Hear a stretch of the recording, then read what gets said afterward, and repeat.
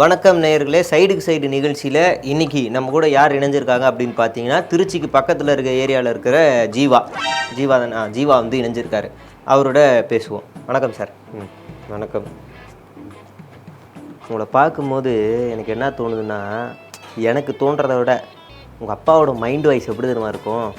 உன்னை பிள்ளையா பெற்றதுக்கு அடிங்க தம்பி, அடிங்க. அப்பயே எங்கள் அப்பா சொன்னார், நான் தான் மழையை நம்பினேன், அடிங்க தம்பி, அடிங்க தம்பி. சும்மா விளையாடினேன், ப்ராங்க் பண்ணேன். ஆரம்பிச்சிருவோமா? ஃபஸ்ட்டு கேள்வி போ. சார், இப்போ கட்சியிலேருந்து வெளியில் வந்ததுக்கப்புறம் சில பல ஆடியோக்களை ரிலீஸ் பண்ணுறீங்க. உங்களுக்கு முன்னாடியே தெரிஞ்சிருக்கோ இந்த மாதிரி ஆடியோலாம் ரிலீஸ் பண்ணிடலாம், எப்படின்னு தூக்கிடுவாங்க, அப்போ பின்னாடி வேலையை காமிச்சிடலாம் அப்படின்னு தெரிஞ்சு தான் இந்த வேலையெல்லாம் பார்க்குறீங்களோ? விடுவேனா? எனக்கு தெரியும், அந்த கட்சியில் எப்படி எனக்கு உள்ரவுண்டு வேலை பார்த்து என்னை கட்சி விட்டு தூக்கிடுவாங்கன்னு எனக்கு முன்னாடியே தெரியும் சார்.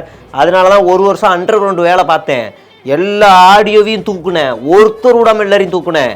இந்த சென்ட்ரல் மினிஸ்டர் ஆடியோ கூட என்கிட்ட இருக்குது, என்ன பேசியிருக்காங்கன்னு என்கிட்ட இருக்குது. ஒன்றா வரும் சார். இந்த கேஷுவா அவரது மட்டும் 1 மாத கண்டென்ட் என்கிட்ட இருக்குது. விடுவேனா நான்? வாங்க, நீங்கள் எல்லாம் செத்தீங்க, வா, பழைய சூரியன் கட்சிக்காரன் நான் என்ன பண்ணுறேன் பாருங்க, வாங்க.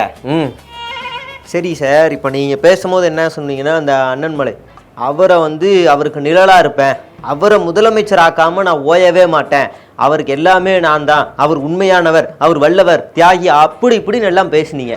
இப்போ என்னன்னா அடித்து பேசிக்கிட்டு இருக்கீங்க, அவரை காலி பண்ணி பேசிகிட்டு இருக்கீங்க, பல என்னென்னமோ பேசிகிட்டு இருக்கீங்க. இதுக்கெல்லாம் என்ன சார் காரணம்? ஏங்க, நான் தாங்க சொன்னேன், மலையை முதலமைச்சர் ஆக்காமல் ஓய மாட்டேன், நான் தாங்க சொன்னேன். பொதுவாக ஒரு கட்சிக்குள்ளே நீங்களே சொல்லுங்கள், ஆப்போசிட் கட்சிக்காரன் தான் ட்விட்டரில் பிளாக் பண்ணுவான், ஆனால் என்னை மட்டும் சொந்த கட்சிக்காரனே பிளாக் பண்ணுறாங்க. இது மூஞ்சியில் கூட பேச மாட்டுறாங்க, எங்கேயாவது பார்த்தா கூட கேவலமாக பார்க்குறாங்க. நீ வந்து ஸ்லீப்பர் செல்லுன்னு அப்படி இப்படின்னு பேசுகிறாங்க. எவ்வளோ கஷ்டமாக இருக்குன்னு தெரியுமாங்க? நான் வந்து ரெண்டு அமைச்சரை எதிர்த்து பேசி 13 நாள் நான் ஜெயிலுக்கு போயிட்டு வந்தேங்க. நான் ஒரு தியாகிங்க.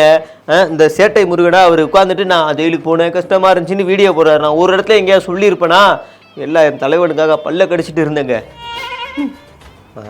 இப்போ நீங்கள் பேசுகிற ஒவ்வொரு வார்த்தையும் அண்ணன்ட்ட கேட்டுட்டு தான் பேசுவேன், அவர் ஒப்புதல் இல்லாமல் நான் எதையுமே பதிவு போட மாட்டேன்னு சொல்கிறீங்க. அக்காவை எதிர்த்து பேசும்போதும் அண்ணன்ட்ட ஒப்புதல் கேட்டிங்களோ? ஏங்க, நான் அந்த அக்காவுக்கும் எனக்கும் ஒரு நல்ல சுமூகமான ஒரு உறவு இருக்குங்க. அக்கா வந்து நான் எப்போ பார்த்தாலும் என்னக்கா நல்லா இருக்கீங்களா, சாப்பிட்டீங்களா நான் கேட்டிருக்கேன். என் வீட்டு விசேஷத்துக்கெலாம் நான் ஒரு அன்பாக வந்திருக்கிறாங்க. அப்படி இருக்கும்போது மெயின் தலையில் சென்ட்ரல் வரைக்கும் டீலிங்கில் இருக்குது, அவங்கள அடிக்கலாமா வேணாமான்னு நான் யோசிச்சுட்டு இருந்தேன். எனக்கு எப்படி யார் தைரியம் கொடுப்பா, நீங்களே சொல்லுங்கள். அப்போ நான் எங்கள் அண்ணன் மலைக்கு ஃபோன் பண்ணி, என்னண்ணே நம்மளை தப்பாக பேசுகிறாங்கண்ணே, என்னண்ணே அப்படின்னு கேட்டேன். நீ அடிபில்லு நான் பார்க்கணுன்னு சொன்னாங்க, அதனால தாங்க நான் போட்டு அடித்தேன். பார்த்தா இப்படி ஆயிடுச்சு. நான் என்ன நினச்சிட்டு இருந்தேன்னா, எல்லாரும் இவரெல்லாம் ஆடுன்னு கூப்பிட்றாங்க, கடைசியில் அவர் என்ன ஆடுகிட்டாரு. ஏங்க, நீங்கள் இவ்வளவு விசுவாசமாக இருந்திருக்கீங்க, ஏற்கனவே உங்களை வந்து கட்சியில் பொறுப்பில் இருந்தெல்லாம் தூக்கிட்டாங்க, இப்போ ஒட்டுமொத்தமாக கட்சியில் இருந்து தூக்கிட்டாங்க. என்னங்க இது, என்னங்க நியாயம்? உங்களை பார்த்தா பாவமாக இருக்கேன். என்ன விசுவாசமாக இருந்து என்னங்க பிரயோஜனம்? நான் எவ்வளோ விசுவாசமாக இருந்தேன் தெரியுமா? என்னைய போய் ஸ்லீப்பர் செல்லு, அந்த செல்லு, இந்த செல்லுன்னு போட்டு அடின்னு அடித்தாங்க. ஆனால் நான் சொல்லவா, என்கிட்ட ஆதாரம் இருக்குது. பூக்கட்சியில் இருக்க எல்லாருமே சூரியன் கட்சியோட கூட்டணியில் இருக்காங்க. இங்கே நடக்கிற மணல் மாஃபியா, கட்டிங்கு, கமிஷனு, கலெக்ஷனு எல்லாமே ஷேரிங் போய்கிட்டு தான் இருக்குது. இலக்கட்சி மட்டும் சும்மாவா? கூட்டணி முறிவுன்னு சும்மா செய்திங்க எல்லாம். என்கிட்ட ஆதாரம் இருக்குங்க. எல்லாரும் 3 கட்சி ஒன்றா சேர்ந்து நல்லா வச்சு நல்லா சம்பாதிக்கிறாங்க. என் தலைவனுக்காக இந்த கட்சிக்குள்ளே நான் பலவளன்னு வந்தால், நான் ஒரு கட்டை எடுத்து இங்கே நடக்கிற அநியாயத்தை தட்டிக்கட்டை அடித்தா 10 பேர் என் தலையில் அடிக்கிறாங்க, தெரியுமாங்க? சரி, அப்போ ஏன் என் மேலே நடவடிக்கை எடுத்தீங்க அப்படின்னு ஒரு உரிமையாக போய் கேட்டிங்களா இல்லையா? ஏங்க, இந்த கட்சிக்குள்ளே பல பிரச்சனை ஓடுதுங்க. ஏற்கனவே இவர் என்னன்னா, தமிழ் அக்கா இருக்காங்களா, அவங்க என்ன பண்ணிட்டாங்கன்னா, இந்த கையில் பெரிய ஜி, இந்த கையில் சின்ன ஜின்னு வச்சு கெத்தா பாலிடிக்ஸ் பண்ணி போயிட்டாங்க. இன்னொரு பக்கம் ஒரு அக்கா இப்போ போனாங்கல்ல, ரகுராமா, யார், காயு அக்காவா, அவங்க வந்து என்ன பண்ணிட்டாங்கன்னா, இவங்க 2 பேருக்கும் கிளாஷு. நம்ம பெரிய ஆளோட டீல் பண்ணிருக்கோம், யாரா அந்த சுண்டக்கா வந்து நம்மளை இது பண்ணிருக்காங்கன்னு நம்ம அண்ணாமலைக்கு ஒரே ப்ரெஷரு. அதனால் எங்களை மாதிரி ஆளுங்கள்லாம் ஏற்றி விட்டு வார் ரூம் வச்சு அக்காவை அடின்னு அடித்து கிளப்பி விட்டோம், இங்கே கட்சி விட்டே கிளப்பி விட்டோம். அதே மாதிரி தான் நம்ம இந்த கல்யாணம். அவரும் இப்போல்லாம் ஒன்றும் பேசலை, அவர் 1 வருஷமாக பேசிக்கிட்டு தான் இருக்கார். என்ன செய்யறது? ஏற்கனவே கட்சியில் வந்து அக்காவை காய அக்கா எடுக்கும் போது நீ கொஞ்ச நாள் வெளியில் இருப்பா, அதனால் அக்கா வேணும் காய அக்கா எடுக்கிறோன்னு எடுத்தாங்க. இப்போ அதே மாதிரி கல்யாணத்தை எடுத்தா உண்ணி எடுக்கணுப்பா, கொஞ்ச நாள் வெளில இருப்பான்னு எடுத்துட்டாங்க. முன்னாடியே சொன்ன மாதிரி தாங்க, அவர் ஆடு ஆடுன்றாங்க, ஆனால் என்ன ஆடு ஆக்கிட்டாருங்க 2 வாட்டியும். அப்போ உண்மையிலேயே கட்சிக்குள்ள அக்காவுக்கும் தம்பிக்கும் சண்டை இருக்கு, அதான் உண்மையா? ஏங்க அதெல்லாம் பொய்யுங்க. 2 பேருக்கு சண்டையே கிடையாது. சண்டைனாலலாம் இல்லை. நம்ம அக்கா இருக்காங்கல்ல, அவங்க என்ன பண்ணியிருக்காங்கன்னா, மலையை பற்றி தப்பாக பேசுனதுக்காகலாம் அவங்கள தூக்கலை. அவங்க நம்ம மேலே ஃபினான்ஸு அவங்க மிம்மி அவங்கள பற்றியே தப்பாக பேசிட்டாங்க.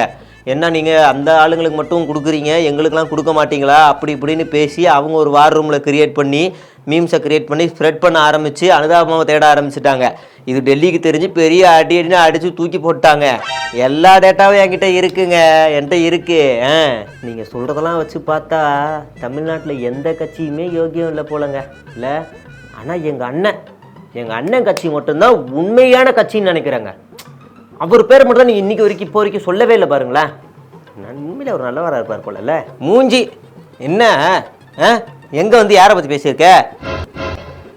மெயின் இல்லைன்னே அவர் தாயா. என்னையா நீனு போகிற இடத்துலாம் போயிட்டு மணல் கொள்ளையை நான் தடுப்பேன், கனிம வளங்களை திரும்ப நான் கொள்ளுவேன் அப்படி இப்படின்னு பேசலாம். எதுக்கு? அவங்க கொள்ளையடை இவர்கிட்ட போய் கட்டிங் கலெக்ஷன் கமிஷன் வாங்குறதுயா.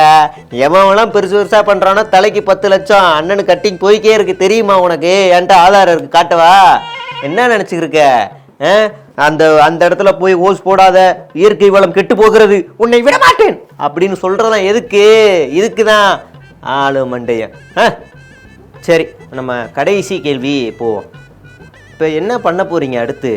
இன்னும் ட்விட்டரில் தான் நான் உங்கள் அரசியல் இல்லை வேறு ஏதாவது கட்சிக்கு ஏதாவது விட்டுக்கிட்டு போட்டு வச்சுருக்கீங்களா? உங்களுடைய அடுத்த கட்ட பணிகள் என்ன? இப்போ தான் என் கேம் ஸ்டார்ட்டே. ஏன்னா இனிமே வந்து அப்பா நான் பண்ணதெல்லாம் தப்புப்பா, என்னை மன்னிச்சிருப்பா அப்படின்னு சொன்னால் எங்கள் அப்பாவை என்னை கட்சியில் சேர்த்துக்க போகிறது கிடையாது. பூ கட்சியிலேயே என்னை தண்ணி தெளித்து விட்டாங்க. இலை கட்சிக்கு போகலான்னு பார்த்தா அங்கேயும் சில பேர்கிட்ட நான் வம்பிழுத்து வச்சுருக்கிறேன். சரி நம்ம அண்ணனோட கட்சிக்கு போகலான்னு பார்த்தா அங்கே அதை விட மோசமான வேலையெல்லாம் பார்த்து வச்சுருக்கேன்.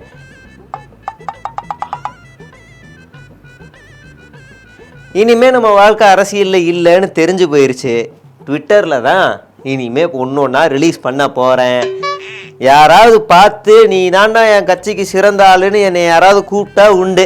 அது வரைக்கும் நம்மளுடைய ஆட்டம் நிறுத்தவே முடியாது. பயங்கரமான பல ஆடியோக்களை வச்சுருக்கிறேன், வீடியோக்களும் சிலது இருக்குது. ஆதாரத்தோடு ஒன்று ஒன்றா விடுறேன். என்னைய கட்சியிலேருந்து தூக்குறதுக்கு ஸ்கெட்சு போட்ட ஒருத்தரையும் நான் விட மாட்டேன், பார்த்துக்கிட்டே இருங்க. ஆனால் போலீஸ் விசாரணை, சிபிசிஐடி, சிபிஐ, என்ஐஏ இந்த மாதிரி பல அமைப்புகள் வந்து விசாரணை நடத்தினா கூட இவ்வளவு உண்மைகள் வெளியில் வராது. சாதாரணமாக உட்காந்து எல்லா அந்தரங்கத்தையும் அப்பட்டமாக வெளியிட்டிருக்காருன்னா உண்மையிலே இவருடைய மகத்தான பணிகள் தொடர எங்களுடைய வாழ்த்துக்கள் சார். நன்றி, வணக்கம். சீக்கிரம் பாட்டுள்ள சந்திப்போம்.